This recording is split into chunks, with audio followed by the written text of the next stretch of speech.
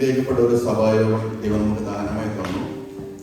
ഈ സഭായോഗത്തിൽ ദൈവത്തിന്റെ മാറ്റമില്ലാത്ത സ്വർഗത്തിൽ നിലനിൽക്കുന്ന മക്കളുമായി ദൈവമക്കളുടെ മുൻപിൽ നിൽക്കുവാൻ സർവശക്തനായ ദൈവം എനിക്ക് ഒരുക്കിയ നല്ല അവസരത്തിനായിട്ട് എൻ്റെ ദൈവത്തിന് നന്ദി കരയുന്നു. ഈ സഭായോഗത്തിൽ കൂടി വന്ന എല്ലാവർക്കും ദേവദാസനോടും കുടുംബത്തോടും വീണ്ടും ദേശീയ കർത്താവിന്റെ നാമത്തിലുള്ള എൻ്റെ സ്നേഹത്തെയും വന്ദനത്തെയും ഞാൻ അറിയിക്കുന്നു. എന്നെ ഏൽപ്പിച്ച ഒരു വചനമുണ്ട്. അതിലേക്ക് കടക്കുന്നതിന് മുമ്പ് 2-3 കാര്യങ്ങൾ പറയാൻ നമ്മളോട് ആരാധിക്കുമ്പോൾ ദൈവങ്ങൾ പറഞ്ഞു. ഹല്ലേലൂയ. ഇത് നമുക്ക് അനുഗ്രഹിക്കപ്പെട്ട ഒരു ആരാധന ദൈവം തന്നു. എത്ര പേർ ഹൃദയം കൊണ്ട് ദൈവത്തെ സ്തുതിച്ചു പാടി കൈയടിച്ചു സ്തോത്രം ചെയ്തു. നിങ്ങളുടെ ആരാധനയും സ്തുതിയും ദൈവത്തിന്റെ സന്നിധിയിൽ ഒരു സൗരഭ്യവാസനയെ ചെന്നിട്ടുണ്ട്. അപ്പൊ നമ്മൾ ഉറ്റുനോക്കുന്നവരുണ്ട്, എന്ത് ഭവിക്കുമെന്ന് നോക്കുന്നവരുടെ മധ്യത്തിൽ ഒരു ഭൂകമ്പത്തോടെ ഒരു മുഴക്കത്തോടെ ദൈവം അതിന് ദൈവപ്രവൃത്തി വെളിപ്പെടുത്തും. ആദ്യ ദൂതിതാണ് ഇന്ന് ആരാധിച്ച് സ്തുതിച്ചവർക്കുള്ള മറുപടി ഇന്ന് വെളിപ്പെടും. ഹല്ലേലൂയ. നമ്മളുടെ കഷ്ടതയോ നമ്മളുടെ വേദനകളോ സങ്കടങ്ങളോ ഒന്നും നമ്മുടെ ദൈവത്തിന് കൊടുക്കുന്ന ആരാധനയ്ക്ക് തടസ്സമാകുന്നില്ല. നമുക്ക് നല്ല സ്വാതന്ത്ര്യം തന്നിട്ടില്ലേ? അപ്പോസ്തല പ്രവർത്തനം 16-ാമത്തെ അധ്യായത്തിൽ പൗലോസിനെ ശീലാസിനെ നമുക്ക് കാണുവാൻ കഴിയും. അവരെ വളരെ അടുപ്പിച്ച ശേഷം അവരുടെ കാലാമത്തിലിട്ട് അവരെ കാരാഗ്രഹത്തിൽ അടുപ്പിച്ചു. പക്ഷെ അർദ്ധരാത്രിക്ക് അവർ പാടി ദൈവത്തെ സ്തുതിച്ചു. അപ്പൊ സാഹചര്യങ്ങൾ അനുകൂലമല്ല. പൗലോസും ശീലാസിനും സംസാരിച്ചു കാണും, വളരെ അടികൊണ്ടു അല്ലേ, എന്നിട്ട് ഇതിനെ ആരാധിക്കണം. അവർ പറയും കാൽവറിയിലേക്ക് ഒന്ന് നോക്കണം, അവിടെ നമുക്ക് വേണ്ടി നുറുക്കപ്പെട്ട അല്ലെങ്കിൽ അവസാനത്തുള്ള രക്തവും തന്ന ഒരു ദൈവത്തിന്റെ മഹാസ്നേഹത്തെ ഓർത്താൽ ഈ കഷ്ടങ്ങൾ സാരമില്ല. അവര് ദൈവത്തെ പാടി സ്തുതിച്ചപ്പോൾ അവിടെ എഴുതിയിരിക്കുകയാണ്, അവരെ ഉറ്റുനോക്കിയ തടവുകാരുടെയും ബന്ധനത്തെ ദൈവം അഴിപ്പിച്ചു കളഞ്ഞു. കാരണം അവിടെ ഒരു മറുപടി വെളിപ്പെട്ടു. അങ്ങനെയെങ്കിൽ ഇന്ന് ആരാധിച്ച നമുക്ക് എത്രയറിയാം. ഹല്ലേലൂയ. നമ്മൾ ആരാധിച്ചില്ലെങ്കിൽ കല്ലുകളാണ്. നേരത്തെ ദേവദാസൻ പറഞ്ഞതുപോലെ കെരൂബുകൾ രാപ്പകലില്ലാതെ ദൈവം പരിശുദ്ധൻ പരിശുദ്ധൻ പരിശുദ്ധൻ എന്ന് വിശ്രമം കൂടാതെ ആരാധിക്കുകയാണ്.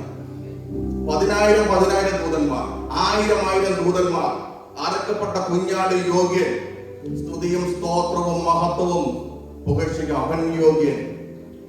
അപ്പൊ നമ്മള് ആരാധിക്കുമ്പോൾ, നമ്മൾ സ്തുതിക്കുമ്പോൾ നമ്മുടെ അപ്പൻ എത്ര സന്തോഷിക്കുന്നെന്ന് അറിയാവോ? കാരണം കെരൂബുകൾ രാപ്പകലില്ലാതെ സ്തുതിച്ചുകൊണ്ടിരിക്കുകയാണ്, ദൂതന്മാർ സ്തുതിച്ചുകൊണ്ടിരിക്കുകയാണ്. അതിന്റെ ഇടയിൽ അപ്പന്റെ മക്കളുടെ ഒരു ശബ്ദം കേൾക്കുമ്പോൾ എത്രമാത്രം നമ്മുടെ അപ്പൻ സന്തോഷിക്കും. അവിടെ ആരാധന നമ്മൾ ഉദാസീനമാക്കരുത്. ഹല്ലേലൂയ. നമ്മുടെ ആരാധനയും പ്രാർത്ഥനയും സൗരഭ്യവാസനയായി ഉയരത്തിൽ ചെല്ലുമ്പോൾ അതിന്റെ മറുപടി ദൈവം തരും. ഹല്ലേലൂയ. അങ്ങനെ പറഞ്ഞ സ്തോത്രയാഗം ഇടപെടാതെ അർപ്പിക്കണം. എനിക്ക് എന്തെങ്കിലും തരുവാനായിട്ടല്ല, എന്തെങ്കിലും ദാനം കിട്ടുമെന്ന് കണ്ടിട്ടല്ല, മറിച്ച് കാൽവറിയിലെ സ്നേഹം ഓർത്താൽ എനിക്ക് സ്തുതിക്കാതിരിക്കാൻ കഴിയുമോ? ഹല്ലേലൂയ. തിരുവചനം പറയുന്നു, ജീവനുള്ളവരൊക്കെയും ദൈവത്തെ സ്തുതിക്കട്ടെ. അപ്പൊ നമുക്ക് ഇന്ന് സ്തുതിക്കുവാൻ കഴിയുന്നില്ല എന്നാർക്കും തോന്നുന്നുണ്ടെങ്കിൽ നമ്മുടെ ഏതൊക്കെയോ മേഖലകളിൽ ആത്മിക മരണം സംഭവിച്ചിട്ടുണ്ട്. നമ്മുടെ അത് തിരിച്ചറിഞ്ഞ് മാനസാന്തരപ്പെട്ട് ജീവനിലേക്ക് പുതുക്കത്തിലേക്ക് വന്ന് നമുക്ക് ദൈവത്തെ സ്തുതിക്കാം. ഹല്ലേലൂയ. കാരണം അവിടെ ഇരിക്കുമ്പോൾ ദൈവത്തോട് പറഞ്ഞതാണ് ഇതൊന്ന് പറയണം. അങ്ങനെയെങ്കിൽ ഇന്ന് ആരാധന ഓൾറെഡി കഴിഞ്ഞു അല്ലേ? അതിൽ ഹൃദയം കൊണ്ട് ആരാധിച്ചവരുടെ മറുപടി നടക്കുന്നതാണ്. ഇനി നമുക്ക് അവസരമുണ്ട് ആരാധിക്കാൻ അല്ലേ? അതുകൊണ്ട് നിങ്ങളുടെ ആദരങ്ങൾ തുറന്ന് ദൈവത്തിന് എന്ത് ചെയ്യണം? സ്തുതിയും സ്തോത്രവും കൊടുക്കണം. ഹല്ലേലൂയ. നമ്മൾ ജീവനുള്ളവരാണ്. Praise the Lord.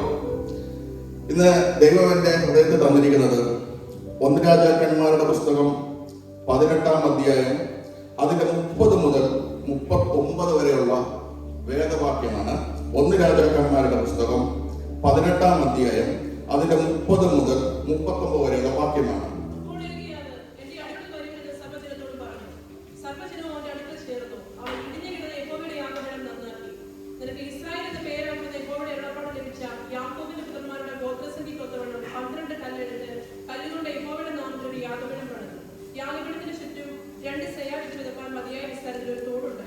പിന്നെ അവൻ വിറക് അടുക്കി പാളയെ ഖണ്ഡമാക്കി വിറകിൽ വിതറിച്ചു. 4 തൊട്ടിയിൽ വെള്ളം നിറച്ച് ഹോമയാഗത്തിന്മേലും വിറകിന്മേലും ഒഴിപ്പിച്ചെന്ന് പറഞ്ഞു. 2-ാം പ്രാവശ്യം അങ്ങനെ ചെയ്വിൻ എന്നവൻ പറഞ്ഞു. അവർ 2-ാം പ്രാവശ്യം ചെയ്തു. അതിനുശേഷം 3-ാം പ്രാവശ്യം അങ്ങനെ ചെയ്വിൻ എന്ന് പറഞ്ഞു.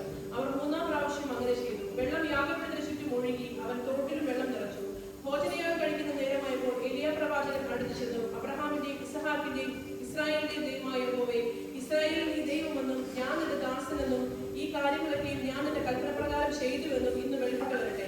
യഹോവേ എനിക്ക് ഉത്തരവരണമേ, നീ ദൈവം തന്നെ.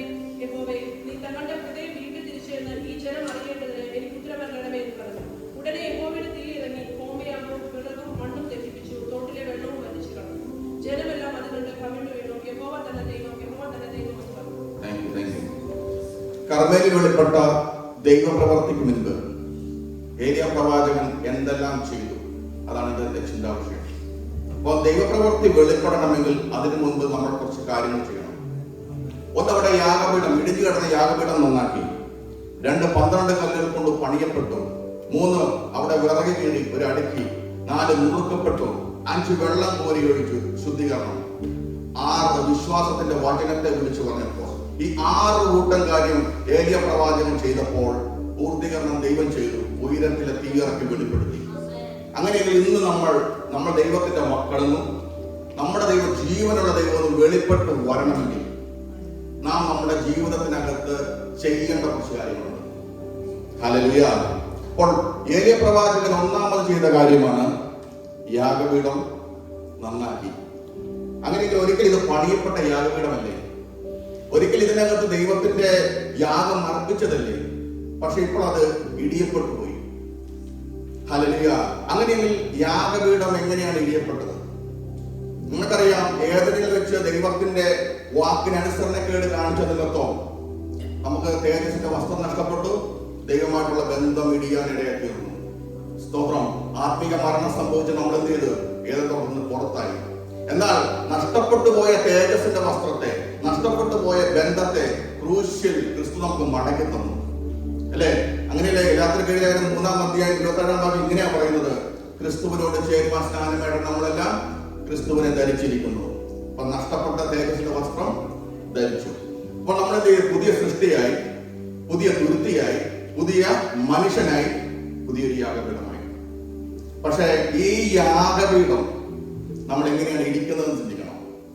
ഹല്ലേലൂയ. മത്തായിയുടെ സുവിശേഷം 7-ാം അധ്യായത്തില് സർവശക്തനായ ദൈവം ഈ പ്രഭാഷണത്തിൽ ഇങ്ങനെ പറയുന്നുണ്ട്: വചനം കേട്ട് ചെയ്യാത്തതിനൊക്കെയും യാഗപീഠം എന്ത് ചെയ്യണം? ഇടിക്കുകയാണ്. അങ്ങനെ ഇടിക്കുന്ന വചനം കേട്ട് ചെയ്യുന്നവൻ പാറമേൽ അടിസ്ഥാനമിട്ട് പണിയുന്നവനാണ്. അവൻ ബുദ്ധിമാനായ മനുഷ്യനാണ്. അവിടേക്ക് വൻമഴ ചൊരിഞ്ഞു, കാറ്റടിച്ചു, നദികൾ പൊങ്ങി. പക്ഷെ അത് ഇടിഞ്ഞു പോകാൻ ദൈവം അനുവദിച്ചില്ല. കാരണം അതിന്റെ അടിസ്ഥാനം ക്രിസ്തുവാകുന്ന പാറമേലാണ്. അപ്പോൾ വചനം കേട്ടതുകൊണ്ട് കാര്യമില്ല. കേട്ട വചനത്തെ ചെയ്യുവാൻ കഴിഞ്ഞില്ലെങ്കിൽ നമ്മുടെ യാഗപീഠം നമ്മൾ തന്നെ ഇടിക്കുക തന്നെ ചെയ്യും. ഹല്ലേലൂയ. രണ്ടാമതോട് പറയുകയാണ്, മണ്ണിൽ പണിത ഒരു കൂട്ടത്തെ കാണാൻ കഴിയും. എന്ത് വന്നു? കഷ്ടതകൾ വരുമ്പോൾ, കാറ്റടിക്കുമ്പോൾ അത് ഇടിഞ്ഞു പോകുവാൻ ഇടയായി തീർന്നു. അപ്പൊ നമ്മൾ വചനം എന്ന അടിസ്ഥാനത്തിലായിരിക്കണം പണിയേണ്ടത്. അത് ക്രിസ്തുവാണ്. ഹല്ലേലൂയ. അപ്പോൾ ആ വചനത്താൽ പണിയുന്നവൻ, വചനം ചെയ്യുന്നവൻ ഒരിക്കലും ഇടിയുവാൻ എന്റെ ദൈവം അനുവദിക്കത്തില്ല. അതിന്റെ അർത്ഥം കഷ്ടത വരില്ലെന്നല്ല. കാറ്റടിക്കും, നദികൾ പൊങ്ങും, പക്ഷേ അത് വീഴാൻ എന്റെ ദൈവം അനുവദിക്കില്ല. ഹല്ലേലൂയ. രണ്ടാമത് ജഡത്തിന്റെ പ്രവൃത്തികൾ. ഗലാത്യർക്കെഴുതിയ നമുക്കറിയാം 15 കൂട്ടം ജഡത്തിന്റെ പ്രവൃത്തികളാണ് പറയുന്നത്. അപ്പൊ ജഡത്തിന്റെ പ്രവൃത്തികൾ നമ്മളുടെ യാഗപീഠത്തെ ഇടിക്കുവാൻ ഇടയായി തീരും. ഹല്ലേലൂയ. ദുർനടപ്പ്, വ്യഭിചാരം, പക, ജ്ഞാനഭാവം, നിഗളനം തുടങ്ങി 15 കൂട്ടം കാര്യങ്ങൾ. അത് 2-3 കാര്യങ്ങൾ പറഞ്ഞാൽ വേഗത്തിൽ മുമ്പോട്ട് പോവുകയാണ്. ഒന്ന് ദുർനടപ്പിനെ കുറിച്ച് പറയുന്നുണ്ട്. മറ്റേത് പാപവും ശരീരത്തിന് പുറത്താകുന്നു. പക്ഷെ ദുർനടപ്പ് ചെയ്യുന്നവൻ സ്വന്തം ശരീരത്തിന് വിരോധമായി തന്നെയാണ് പാപം ചെയ്യുന്നത്. സ്വന്തം യാഗപീഠം ഇടിക്കുകയാണ്. എന്തുകൊണ്ടാണ്? വേശ്യയോട് പറ്റിച്ചേരുന്നവൻ അവളുമായി ഏക ശരീരമാകുന്നു. എന്നാൽ ദൈവമായിട്ട് പറ്റിച്ചേരുന്നവൻ അവനുമായി ഏക ആത്മാവാകുന്നു. അങ്ങനെ ഏക ആത്മാവാകുന്നവൻ ആത്മാവിന്റെ ശബ്ദത്തിൽ ദൈവത്തെ ആരാധിക്കും. അപ്പൊ നമുക്കിന്ന് ആരാധിക്കുവാൻ കഴിയുന്നില്ലെങ്കിൽ നീ പ്രവൃത്തികളുമായിട്ട് ചേർന്നിരിക്കുകയാണ്. നീ ജഡത്തിന്റെ പ്രവൃത്തിയുമായിട്ട് ഒരേ ശരീരമാണ്. നമ്മൾ തിരിച്ചറിഞ്ഞ് നമ്മുടെ യാഗപീഠം പണിയണം. ഇതാരും പറഞ്ഞിട്ടല്ല, അവനവൻ ശോധനയായിട്ടാണ്. ഹല്ലേലൂയ. അതുകൊണ്ട് യേശു കർത്താവിനെ വ്യഭിചാരം ചെയ്യരുത് ഈ പ്രഭാഷണത്തിൽ പറഞ്ഞിരിക്കുകയാണ്. എന്താണ് വ്യഭിചാരം? പഴയ നിയമത്തിൽ ഒരു സ്ത്രീയോട് ശയിച്ചാൽ അത് വ്യഭിചാരമാണെങ്കിൽ പുതിയ നിയമത്തിൽ സ്ത്രീയെ മോഹത്തോടുകൂടി നോക്കുമ്പോൾ അത് വ്യഭിചാരമാണ്. അങ്ങനെ നമ്മൾ നോക്കിയിട്ടുണ്ടെങ്കിൽ അത് ഏറ്റു പറയണം, ഇല്ലെങ്കിൽ അതൊക്കെ പാപമായിട്ട് കിടക്കും. നമ്മുടെ യാഗപീഠം ഇടിഞ്ഞു തന്നെ കിടക്കും. ഹല്ലേലൂയ. അതുകൊണ്ടാണ് പറഞ്ഞ കോപിച്ചാൽ സൂര്യൻ അസ്തമിക്കുവോളം വെച്ചുകൊണ്ടിരിക്കരുത്. അതിനു മുമ്പ് നിരപ്പ് പ്രാപിച്ചില്ലെങ്കിൽ അത് പാപമായി കണക്കിടും. നമ്മൾ പറയും നമ്മൾ പാപമൊന്നും ചെയ്യുന്നില്ല എന്ന്. പക്ഷെ ഒരു സ്ത്രീ അതിന് മോഹത്തോടെ നോക്കിയിട്ട് നിനക്ക് അത് ഏറ്റു പറയുവാൻ കഴിഞ്ഞില്ലെങ്കിൽ അത് പാപമായിട്ട് കിടക്കും. സഹോദരനോട് കോപിച്ചാൽ നിരപ്പ് പ്രാപിച്ചില്ലെങ്കിൽ അത് പാപമായിട്ട് കിടക്കും. അതിപ്പോഴല്ല അറിയുന്നത്, കർത്താവിന്റെ വരവിലാണ് അറിയുന്നത്. നമ്മൾ തള്ളപ്പെട്ടു പോകും. ഹല്ലേലൂയ. കർത്താവ് പറഞ്ഞിട്ടില്ല കൊലപാതകം ചെയ്യരുതെന്ന്. കൂട്ടു സഹോദരൻ നേരെ നിസ്സാര എന്ന് പറഞ്ഞാലോ അവനെ മൂട എന്ന് വിളിച്ചാലോ അവനെ വാക്കുകൊണ്ട് ഇൻസൾട്ട് ചെയ്യുമ്പോൾ നമ്മൾ അവനെ വാക്കുകൊണ്ട് കൊല്ലുകയാണ്. അങ്ങനെ കൂട്ടു സഹോദരനെ നമ്മൾ പറഞ്ഞിട്ടുണ്ടെങ്കിൽ നമ്മൾ നിരപ്പ് പ്രാപിച്ചില്ല എങ്കിൽ നമ്മുടെ യാഗപീഠം ഇടിഞ്ഞു തന്നെ കിടക്കുന്നത്. അങ്ങനെയെങ്കിൽ നമ്മളെല്ലാം അതിനെ തിരിച്ചറിഞ്ഞ് പണിയുവാൻ തയ്യാറാകണം. ഹല്ലേലൂയ. കാരണം നമ്മുടെ ഉള്ളിൽ ആത്മാവ് വസിക്കുന്നു. നമ്മൾ ദൈവത്തിന്റെ മന്ദിരമാണ്. എന്റെ മന്ദിരത്തെ നശിപ്പിക്കുന്നവനെ പിശാച് നശിപ്പിക്കുന്നല്ല, ദൈവം നശിപ്പിക്കും. ഹല്ലേലൂയ. അങ്ങനെയെങ്കിൽ നമ്മൾ വസിക്കുന്ന ആത്മാവിന്റെ ആ വിശുദ്ധി നമ്മളുടെ ശരീരം കൊണ്ട് ദൈവത്തെ മഹത്വപ്പെടുത്തുക വേണ്ടത്. നമുക്കിത് നമ്മളിലേക്ക് നിന്ന് ശോധന ചെയ്ത് നോക്കാം. എന്റെ യാഗപീഠം എവിടെയെങ്കിലും ഇടിഞ്ഞു കിടപ്പുണ്ടെങ്കിൽ എന്റെ ദൈവം എനിക്ക് അത് വെളിപ്പെടുത്തി തരണമേ. നമ്മൾ ആരാധനയ്ക്ക് വരുമ്പോൾ കർത്താവിനോട് പറഞ്ഞിട്ട് വരണമെന്നറിയോ, എന്റെ കുറവുകളെ വെളിപ്പെടുത്തണമേ. എന്നാലേ അതിനെ നമുക്ക് നിറവാക്കുവാൻ കഴിയുള്ളൂ. സ്തോത്രം. അപ്പൊ യാഗപീഠം എന്ത് ചെയ്യണം? ഇടിക്കരുത്. കാരണം കർത്താവ് നമ്മിൽ വസിക്കുകയാണ്. മഹത്വത്തിന്റെ പ്രത്യാശ നമ്മൾ വസിക്കുകയാണ്. രണ്ടാമത് എഴുതിയിരിക്കുകയാണ്, അവൻ 12 കല്ലുകൾ കൊണ്ട് അവിടെ യാഗപീഠം പണിതു. നമുക്ക് ബൈബിളിൽ 12 ഒത്തിരി കാണാൻ കഴിയും. 12 കല്ലുകൾ, 12 ശിഷ്യന്മാർ, 12 കൊട്ട, 12 ഗോപുരം. എന്നാൽ ആദ്യം 12 കല്ലുകൾ കാണുന്ന ഒരു സാക്ഷ്യത്തിന്റെ അടയാളമാണ്. യോർദാനിൽ വഴിയൊരുക്കിയ ദൈവത്തിന്റെ സാക്ഷ്യമായിട്ട് 12 കല്ലുകൾ ഹല്ലേലൂയ യോശുവ നാട്ടി. എന്നിട്ട് പറഞ്ഞു വരും തലമുറയോട് ചോദിക്കണം പറയണം, ഇത് ദൈവം വഴിയൊരുക്കി നടത്തിയതിന്റെ അടയാളമാണെന്ന്. പക്ഷെ ഇവിടെ ഏലിയ പ്രവാചകൻ എന്ത് ചെയ്യുന്നു? 12 കല്ലുകൾ എടുത്ത് അടുക്കി. എന്തിനാ? ദൈവത്തിന്റെ പ്രവൃത്തി വെളിപ്പെടുവാൻ. അപ്പൊ നമ്മളിതൊരു അടുക്കം വേണം. വെളിപ്പാട് പുസ്തകത്തിനകത്ത് പറയുന്നുണ്ട്, ജീവവൃക്ഷത്തിന്റെ 2 സൈഡിലൂടെയും നദികൾ ഒഴുകി 12 വിധ ഫലം കായ്ച്ചു, ഓരോ മാസവും 10 ഫലം. ഹല്ലേലൂയ. ട്രഡീഷണൽ ബൈബിൾ നമുക്കറിയാം, ആത്മാവിന്റെ ഫലത്തെ 12 കാണിക്കുമ്പോൾ നമ്മുടെ ബൈബിളിൽ 9 എഴുതിയിട്ടുണ്ട്. ഞാൻ അതിനങ്ങോട്ട് കൊണ്ടുവരികയാണ്. അങ്ങനെയെങ്കിൽ ആത്മാവിന്റെ കല്ലുകൾ കൊണ്ട് നീ പണിയപ്പെട്ടേ മതിയാകുകയുള്ളൂ.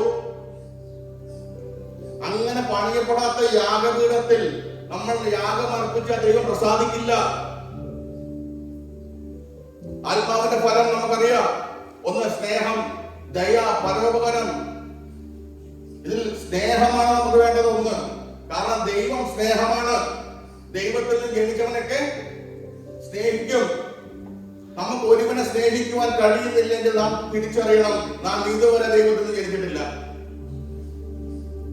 കാരണം നമ്മൾ കാണുന്ന സഹോദരനെ നമുക്ക് സ്നേഹിക്കുവാൻ കഴിയുന്നില്ലെങ്കിൽ കാണാത്ത ദൈവത്തെ നമുക്ക് സ്നേഹിക്കുവാൻ കഴിയില്ല. അങ്ങനെയുള്ള നമുക്ക് തിരുവചനം പറയാൻ നമ്മൾ കള്ളനാകുന്നു. ഹല്ലേലൂയ.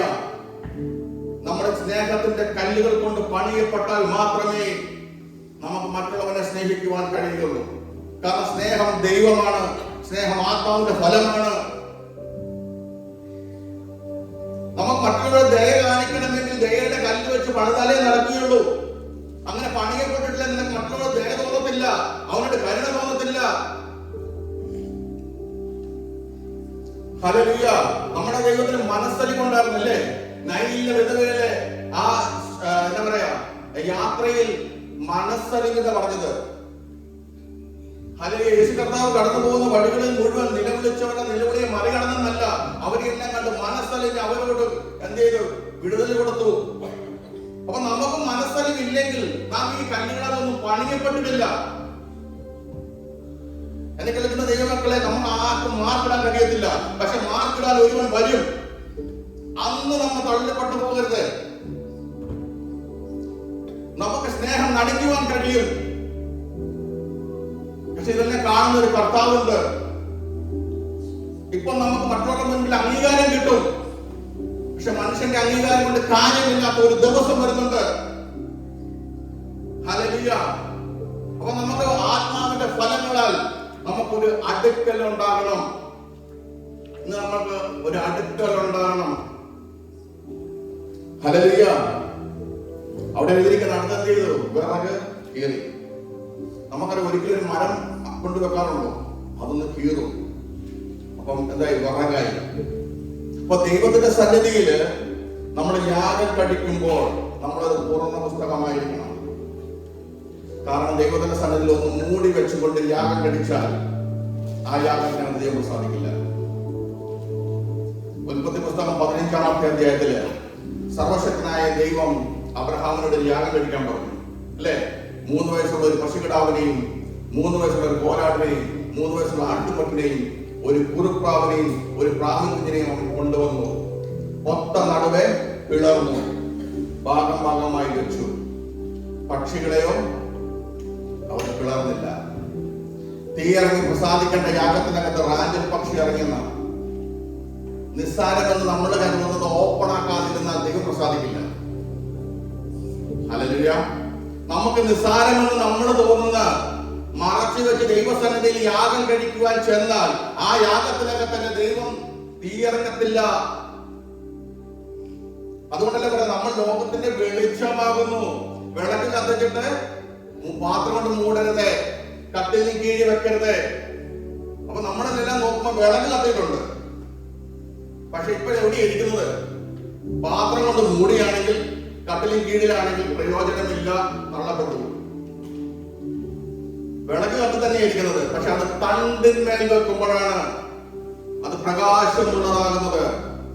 തണ്ടിന്മേൽ വെക്കുമ്പോൾ നമ്മുടെ പിതാവിനെ നമ്മൾ മഹത്വപ്പെടുത്തുകയാണ്. അപ്പൊ നമ്മളുടെ പ്രവർത്തികൾ കൊണ്ട് പിതാവിനെ മഹത്വപ്പെടുത്താൻ കഴിയാത്ത വിളക്കാണെങ്കിൽ എന്തെങ്കിലും പ്രയോജനമുണ്ടോ? കത്തിയിട്ടുണ്ട്, പക്ഷെ അതിപ്പോ എവിടെ ഇരിക്കുന്നത്? പാറയും കീഴിലാണ്, പാത്രം കൊണ്ട് മൂടിയിരിക്കുകയാണ്. അങ്ങനെയെങ്കിൽ ഇന്ന് നമ്മുടെ വിളക്കുകൾ തണ്ടിന്മേൽ വെക്കട്ടെ. മറ്റുള്ളവർക്ക് അത് പ്രകാശമാകട്ടെ. സ്വന്തം ഭവനത്തിൽ അത് പ്രകാശമാകട്ടെ. ഹല്ലേലൂയ. തന്റെ ലംഘനങ്ങളെ മറച്ചു വെക്കുന്നവന് ശുഭം വരികയില്ല, എന്നാൽ അത് ഏറ്റു പറയുന്നവന് കരുണ ലഭിക്കും. ദൈവത്തിന്റെ സന്നിധിയിൽ ചെല്ലുമ്പോൾ നമ്മളത് തുറന്ന പുസ്തകമായിരിക്കണം. ഒന്നും മറക്കുന്നവരാകരുതേ. മനുഷ്യന്റെ മുൻപിൽ മറയ്ക്കാൻ പറ്റും, പക്ഷെ ദൈവത്തിന്റെ മുൻപിൽ മറയ്ക്കാൻ കഴിയില്ല. ഹല്ലേലൂയ. തുറന്ന പുസ്തകമായി ലംഘനങ്ങളെ ഏറ്റുപറഞ്ഞ് നമ്മളെ യാഗം കഴിച്ചാൽ ആ യാഗത്തിലെ ദൈവം പ്രസാദിക്കും. ഹല്ലേലൂയ. അവിടെ അടുത്ത് എഴുതിയിരിക്കുകയാണ്, യാഗവസ്തുവിനെ ഗണ്ണഗണ്ണമായി നുറുക്കി അതിന്റെ മേളിൽ വെച്ചു. ഹല്ലേലൂയ. നമ്മുടെ ജീവിതത്തിനകത്ത് നുറുങ്ങലുകളൊക്കെ വരുമ്പോൾ അതൊരു വർദ്ധനവനാണ്. നുറുക്കപ്പെടാത്ത ഒരു യാഗത്തിൽ ദൈവം പ്രസാദിക്കത്തില്ല. നുറുങ്ങലുകളുണ്ടോ, അതിനപ്പുറം ഒരു പ്രസാദമുണ്ട്. നമുക്കറിയാം, ബാലന്റെ കരത്തിൽ വരുന്ന അപ്പം യേശു കർത്താവിന്റെ കരത്തിലേക്ക് ചെന്നപ്പോൾ ആ അപ്പം പറഞ്ഞിട്ടുണ്ട്, ഇപ്പൊ ഞാൻ ഇരിക്കുന്നത് ലോകത്തിലെ ഏറ്റവും സേഫായ ഹാൻഡിലാണ്. ഈ ഉലകത്തെ ചമച്ചവന്റെ കരത്തിലാണ്. ആ അപ്പത്തെ ദൈവം എടുത്ത് വാഴ്ത്തിയപ്പോഴൊക്കെ സന്തോഷിച്ചു. അതിനുശേഷം നുറുങ്ങി. ഹല്ലേലൂയ. നമ്മളും നുറുങ്ങുമ്പോഴും പലപ്പോഴും പറഞ്ഞിട്ടില്ലേ, എന്റെ ദൈവം നീ എന്നെ ഈ നുറുക്കത്തെ കാണുന്നില്ലയോ, എന്നെ ഈ അവസ്ഥയെ നീ കാണുന്നില്ലയോ, എന്നെ ഉപേക്ഷിച്ചു പോയെന്ന് ചോദിക്കുമ്പോൾ കർത്താവിന് പറയുന്ന സന്ദേശമുണ്ട്, അപ്പോഴും നീ എന്റെ കരത്തിലാണ്. അപ്പോഴും നമ്മുടെ ലോകത്തിലെ ഏറ്റവും സേഫായ കരത്തിലാണ് ഇരിക്കുന്നത്. അതുകൊണ്ട് അവരുടെ കൂരിലും താഴ്വരയിൽ കൂടി നടന്നാലും ഞാൻ ഒരു അർത്ഥവും ഭയപ്പെടുകയില്ല. നീ എന്നോടുകൂടി ഇരിക്കുന്നുവല്ലോ. ഒരു വെളിച്ചം കണ്ടില്ലെങ്കിലും അവിടെ ഒരു സത്യ വെളിച്ചമുണ്ട്. എന്തിനു എന്തിനാണ് നുറുങ്ങുന്നത്? അതിന്റെ ഷേപ്പ് മാറുവാനാണ്. ഹല്ലേലൂയ. ഇതിനകത്തുള്ള ചിലരുടെ ഷേപ്പുകളെ ദൈവം മാറ്റും. നമുക്ക് ചില പൊസിഷനുകളെ ദൈവം തരും. ചില തലത്തിലേക്ക് ദൈവം മാറ്റും. നമ്മുടെ മുന്നിൽ വഴികളില്ല. പക്ഷെ എപ്പോഴാണ് അപ്പന്റെ കരത്തിലേക്ക് കയറിയത്, എപ്പോഴാണ് മുറുകപ്പെട്ടത്, അപ്പോൾ അവരുടെ ഷേപ്പ് മാറും. എന്റെ അടുത്തത് എഴുതിയിരിക്കുകയാണ്, അവിടെ ചെയ്ത് വർധനവുണ്ടായി, ശേഷിപ്പുണ്ടായി, തൃപ്തിയുള്ളതായി തീർന്നു. അതുകൊണ്ട് പറഞ്ഞ ഹൃദയം നുറുങ്ങിയവർക്ക് യഹോവ സമീപസ്ഥൻ, മനസ്സ് തകർന്നവരെ അവൻ സൗഖ്യമാക്കുന്നു. അപ്പോൾ ഇന്ന് ഹൃദയം നുറുങ്ങിയാണ് വന്നത്. ഇന്നൊരു നുറുങ്ങലുണ്ടോ? അതിനപ്പുറം ദൈവികമായ ഒരു വർധനമുണ്ട്. ഹല്ലേലൂയ. അതിന്റെ അടുത്ത് എഴുതിയിരിക്കുകയാണ്, എന്ത് ചെയ്തു? വെള്ളം കോരി ഒഴിച്ചു. സ്തോത്രം. രണ്ട് കാര്യങ്ങൾ. ഒന്ന്, വെള്ളം കോരി ഒഴിക്കുന്നത് ശുദ്ധീകരണത്തെ കാണിക്കുന്നു. ദൈവത്തിന്റെ ഇഷ്ടമോ നമ്മുടെ ശുദ്ധീകരണം തന്നെ. ശുദ്ധീകരണം കൂടാതെ ആർക്കും ദൈവത്തെ കാണുവാനും കഴിയില്ല. ദൈവം നമ്മുടെ ഏറ്റവും ആഗ്രഹിക്കുന്നത്, നമ്മൾ ചെയ്യുവാൻ ആഗ്രഹിക്കുന്നതും നമ്മുടെ ശുദ്ധീകരണമാണ്. നമുക്കറിയാം, പുറപ്പാട് പുസ്തകം 19-ാം അധ്യായത്തില് മോശയോട് സർവശക്തനായ ദൈവം പറയുന്നുണ്ട്, ജനത്തെ ഇന്നും നാളെയും ശുദ്ധീകരിക്കണം. രണ്ടവർ വസ്ത്രം അലക്കണം, എന്നിട്ട് മൂന്നാമത്തെ ദിവസത്തിനായിട്ട് കാത്തിരിക്കണം. അപ്പോൾ സീനായി പർവ്വതത്തിൽ സർവശക്തനായ ദൈവം ഇറങ്ങി വരും. അങ്ങനെയെങ്കിൽ ദൈവം നമ്മളോട് പറയുന്ന സന്ദേശം എങ്ങനെയാണ്? നമ്മൾ ശുദ്ധീകരണത്തോടെ കാത്തിരിക്കുവാൻ തയ്യാറായാൽ ആ വിഷയത്തിനകത്ത് എന്റെ ദൈവം ഇറങ്ങി വരും. അപ്പോൾ വിഷയത്തിനകത്ത് ദൈവം ഇറങ്ങി വരണമെങ്കിൽ നമ്മളുടെ വസ്ത്രം അലക്കണം, നമ്മുടെ വസ്ത്രം ശുദ്ധിയുള്ളതായിരിക്കണം. ഹല്ലേലൂയ. യോശുവയുടെ പുസ്തകത്തിൽ കാണുവാൻ കഴിയും, യോശുവ ജനത്തോട് പറഞ്ഞു, നിങ്ങൾ നിങ്ങളെ തന്നെ ശുദ്ധീകരിച്ചാൽ നാളെ നിങ്ങളുടെ ദൈവം അതിശയം പ്രവർത്തിക്കും. അപ്പൊ നാളെ നമ്മുടെ ദൈവം അതിശയം പ്രവർത്തിക്കണേ. നമ്മൾ ഇന്ന് എന്ത് ചെയ്യണം? ശുദ്ധീകരണത്തോടുകൂടി ഇരിക്കണം. അവിടെ ജനം ശുദ്ധീകരണത്തോടുകൂടി വന്നു. അതിന്റെ അടുത്ത നിമിഷം യോശുവ പറയാണ്, നീ എന്താ വചനം കേൾക്കണം. അപ്പൊ വചനത്താൽ നമ്മളൊന്ന് ശുദ്ധീകരിക്കണം. അങ്ങനെ വചനത്താൽ നമ്മൾ ശുദ്ധീകരിക്കുമ്പോൾ നമ്മുടെ മുന്നിൽ സാന്നിധ്യം ചലിക്കും. ആ ജനം, കനാനിലേക്ക് പുറപ്പെട്ട ജനം പോകുന്ന വഴിക്ക് തടസ്സം വന്നു. കരകവിഞ്ഞൊഴുകുന്ന യോർദാൻ. അപ്പൊ നമ്മളുടെ മുൻപിലും വാഗ്ദത്ത ദേശത്തേക്കുള്ള യാത്രയിൽ ഇതുപോലുള്ള കരകവിഞ്ഞൊഴുകുന്ന യോർദാൻ വരുമ്പോൾ ചുമ്മാ വിരിയില്ല. അതിനു മുമ്പ് നീ ശുദ്ധീകരണം പ്രാപിച്ചിരിക്കണം. രണ്ട് വചനത്താൽ കഴിവ് പ്രാപിച്ചിരിക്കണം. അങ്ങനെ നിൽക്കുന്ന നമുക്ക് വേണ്ടി സാന്നിധ്യം മുൻപേ പോകും. ആ സാന്നിധ്യം മുൻപേ പോയാൽ കരകവിഞ്ഞൊഴുകുന്ന യോർദാൻ രണ്ടായി പിരിയും. നമ്മുടെ ജീവിതത്തിനകത്ത് നമ്മുടെ ഫലങ്ങൾ കിട്ടേണ്ട സമയത്ത് അത് അനുഭവിക്കുവാൻ കഴിയാതെ കരകവിഞ്ഞൊഴുകുന്ന യോർദാൻ ഇനി ഒഴുകാതിരിക്കണമെങ്കിൽ സാന്നിധ്യം ഇറങ്ങിയേ പറ്റുള്ളൂ. അത് നമ്മൾ ശുദ്ധീകരിച്ചാൽ മതിയാവുള്ളൂ. ഇന്നത്തെ കേൾക്കുന്നവരുണ്ട് ചിലർ യോർദാന്റെ മുൻപിൽ നിൽക്കുന്നത്. നമുക്ക് ഇന്ന് ആയിരിക്കുന്ന ഇടമെന്ന് പറയാൻ പറ്റും, അപ്പാ എന്നെ ഒന്ന് ശുദ്ധീകരിക്കണമേ, എന്നെ ഒന്ന് കഴുകണമേ. നമ്മളൊന്ന് ശുദ്ധീകരണം പ്രാപിച്ചാൽ നമുക്ക് വേണ്ടി നമ്മുടെ ദൈവം മുന്നമേ പോകും. ഈ പ്രശ്നത്തെ കുറിച്ചത് ദൈവ സാന്നിധ്യമാണ്. ഹല്ലേലൂയ. നമുക്കറിയാം, ശമൂവേലിന്റെ പുസ്തകത്തിനകത്ത് കാണാൻ കഴിയും, ശമൂവേലിന്റെ അടുത്ത് ജനം എന്ന് പറയുകയാണ്, ഫെലിസ്ത്യർ എന്ത് ചെയ്യാണ്? അവരെ ആക്രമിക്കാൻ വരികയാണ്. ശമൂവേൽ എന്താ പറഞ്ഞത്? നീ ഹൃദയത്തെ ശുദ്ധീകരിക്കണം, പൂർണ്ണ ഹൃദയത്തോടും പൂർണ്ണ ആത്മാവോടും പൂർണ്ണ മനസ്സോടും കൂടി കർത്താവിലേക്ക് തിരിയണം. അവരെങ്ങനെ എഴുതി? അവർ മിസ്പയിൽ ഒന്നിച്ചുകൂടി വെള്ളം കോരി ഒഴിച്ചു, ഉപവാസമെടുത്തു, അവർ പ്രാർത്ഥിച്ചു. നോക്കിക്കേ, ഇതറിഞ്ഞ ഫെലിസ്ത്യൻ അവരെ പിടിക്കാൻ വരുമ്പോൾ അവർ ആ ആയിരിക്കുന്നിടത്ത് തന്നെ ഉറച്ചിരുന്നു. അവിടെ ഇങ്ങനെ എഴുതിയിരിക്കുന്നു, ശമൂവേൽ യാഗം കഴിച്ചപ്പോ നോക്കിക്കേ, ദൈവത്തിന്റെ മഹിമയുള്ള നാദം മുഴങ്ങി, ഇടിമുഴങ്ങി, ഫെലിസ്ത്യൻ എന്ത് ചെയ്തു? ഓടിപ്പോയി. അവിടെ ഇങ്ങനെ എഴുതിയിരിക്കുന്നത്, അവിടെ ഒരു കല്ലെടുത്ത് മിസ്പയ്ക്ക് ശേരിനും മധ്യ നാട്ടിട്ട് പറഞ്ഞു, ഇത്രത്തോളം യഹോവ ഞങ്ങളെ സഹായിച്ചു എന്ന് പറഞ്ഞു. എബനേസർ എന്ന് വിളിച്ചു പറയണമെങ്കിൽ നമ്മൾ ശുദ്ധീകരണത്തോടെ ഇരുന്നാൽ മാത്രമേ നടക്കൂ. അങ്ങനെയെങ്കിൽ ശുദ്ധീകരിക്കുവാൻ തയ്യാറായാൽ നാളെയിൽ ദൈവം അത്ഭുതം പ്രവർത്തിക്കും. ശുദ്ധീകരിക്കാൻ തയ്യാറായാൽ ഇത്രത്തോളം യഹോവ സഹായിച്ചു, എബനേസർ എന്ന് വിളിച്ചു പറയാൻ കഴിയും. ശുദ്ധീകരിക്കുവാൻ തയ്യാറായാൽ നമ്മുടെ വിഷയത്തിനകത്തേക്ക് എന്റെ ദൈവത്തിന്റെ സാന്നിധ്യം ഇറങ്ങും. വില കൊടുക്കാത്ത യാഗത്തിൽ ദൈവം പ്രസാദിക്കത്തില്ല. വില കൊടുത്തേ മതിയാകൂ. അതുകൊണ്ട് ദാവീദ് പറഞ്ഞത്, അബ്രഹാം പറഞ്ഞത്, വില തന്നിട്ടേ ഞാൻ ഈ യാഗം കഴിക്കുകയുള്ളൂ. അപ്പൊ നമുക്ക് വില കൊടുക്കാൻ കഴിയുന്ന യാഗം എന്താണ്? സ്തോത്രം എന്ന അന്തരയാഗം, ശുദ്ധീകരണം, ഉപവാസം, പ്രാർത്ഥന. ഇതുണ്ടെങ്കിൽ നമുക്ക് വേണ്ടി ആ സാന്നിധ്യം മുമ്പേ ചലിക്കും. ഹല്ലേലൂയ. രണ്ടാമത് അവിടെ വെള്ളം ഒഴിച്ചതിന്റെ കാര്യം മാനുഷികമാകുന്ന സകല പ്രതീക്ഷകളെയും കെടുത്തി കളഞ്ഞു. എന്റെ ഈ വിഷയത്തിനകത്ത് എന്റെ ബുദ്ധിക്കകത്തുള്ളവർക്ക് വേണ്ട, മാനുഷിക കാര്യം ചലിക്കണ്ട. നമുക്ക് കഴിയും അങ്ങനെ ചെയ്യുവാൻ. ഇനി പ്രവർത്തിക്കുകയാണെങ്കിൽ എന്റെ ദൈവം പ്രവർത്തിച്ചാൽ മതി. കാരണം നനഞ്ഞ വിറക് കത്തിക്കണമെങ്കിൽ എന്റെ ദൈവത്തിനെ കഴിയൂ. കാരണം അസാധ്യങ്ങളെ സാധ്യമാക്കുന്നവനാണ്. നമ്മുടെ ചിന്തകൾ കൊണ്ടോ നമ്മുടെ ബുദ്ധികൾ കൊണ്ടോ ഒന്നും നമ്മൾ ചെയ്യണ്ട. അങ്ങനെയുള്ള സകലത്തിൽ ഇന്ന് വെള്ളമൊഴിക്കുവാൻ തയ്യാറായ നിങ്ങൾ അത്ഭുതം കാണും. ഹല്ലേലൂയ. അപ്പൊ മാനുഷികമാകുന്ന സകല പ്രതീക്ഷകളെയും വെള്ളമൊഴിച്ച് എന്ത് ചെയ്തു? അവസാനിപ്പിച്ചു. ഇനി എന്റെ ദൈവം പ്രവർത്തിക്കണം. ഹല്ലേലൂയ. നമുക്കും അങ്ങനെ ചെയ്യാൻ കഴിയുമോ? ഹല്ലേലൂയ. എന്നിട്ട് നമുക്കറിയാം, അവിടെ ഇങ്ങനെ എഴുതിയിരിക്കുകയാണ്, വിശ്വാസത്തിന്റെ വചനത്തെ വിളിച്ചു പറഞ്ഞു, ദൈവത്തെ ഓർമ്മപ്പെടുത്തി. അതിന്റെ അർത്ഥം ദൈവം മറന്നു പോകുന്നതല്ല കേട്ടോ, അല്ലേ? ദൈവം ഓർക്കുന്നുണ്ട്, പക്ഷെ ആ തക്ക സമയം. നോഹയെ ആ പെട്ടകത്തിലുള്ള സകലരെയും ദൈവം എന്നിട്ട് ഓർത്തു എന്നാ പറയുന്നത്. അവരെ പെട്ടകത്തിനകത്ത് കയറ്റിയത് ദൈവമാണ്. സ്തോത്രം. അതിനകത്ത് കയറിയവരിപ്പത്തിൽ ഉഴന്ന് നടക്കുകയാണ്. പക്ഷെ ഉഴന്ന് നടക്കുന്നവരെ ദൈവം ഒരു കാറ്റടിപ്പിച്ചു, അല്ലെ? ഓർത്തപ്പോ ഒരു കാറ്റടിച്ചപ്പോൾ ആ പെട്ടകം എവിടെ ഉറച്ചു? ആരാധന പർവ്വതത്തിൽ ഉറച്ചു. ആ പെട്ടകത്തിനകത്തുനിന്ന് പുറത്തു വന്ന് ആരാധിക്കുവാൻ വേണ്ടി കുറെ സമയം എടുത്തു. ഉറച്ചോന്ന് ചോദിച്ചോ? ഉറച്ചു. പക്ഷെ നമുക്ക് ഇപ്പം എന്ത് ചെയ്ത് ഇറങ്ങാൻ പറ്റുന്നില്ല. പക്ഷെ ദൈവം അവിടെ ഒരു അടയാളമായിട്ട് പച്ച ഒലിവ് പ്രാവിന്റെ ചുണ്ടത്ത് കൊണ്ടുവന്നു. നമ്മുടെ ജീവിതത്തിലും ഇതുപോലെ ചില അടയാളങ്ങൾ വരും.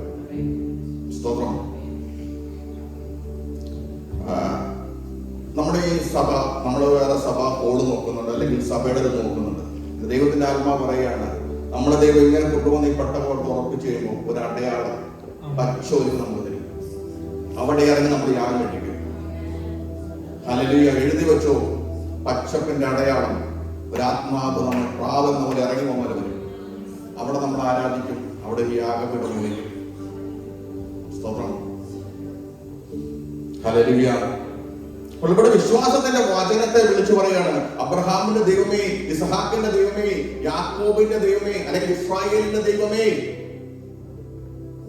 നീ മാത്രമാണ് ജീവനുള്ള ദൈവമെന്നും ഞാൻ നിന്റെ ദാസനെന്നും ഇതെല്ലാം ഞാൻ ദൈവം പറഞ്ഞിട്ടാ ചെയ്തെന്നും ഇന്ന് വെളിപ്പെട്ട് വരണമേ.